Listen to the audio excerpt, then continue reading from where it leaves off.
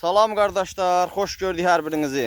Bu günlərin martın 28-i 300 dənə bax belə qızıl yelin, boz kərə, qomralı kərə, super damazlıq şişəklər. Hamısı da birinci, ikinci qarına şişəklərdir qardaşlar. Qoyun hamısı yetikdi 300 baş. Kimlər istəsə əlaqə saxlasın.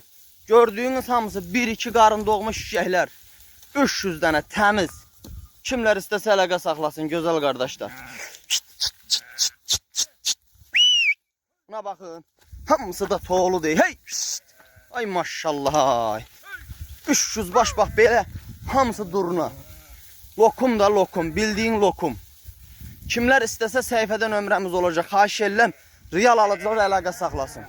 Ay maşallah. And olsun Allaha.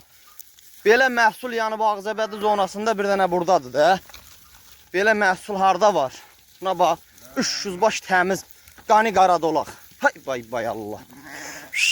Buyurun bakın her taraflı çəkirəm gözəl qardaşlar. Baxasınız da bu da reallıqdır.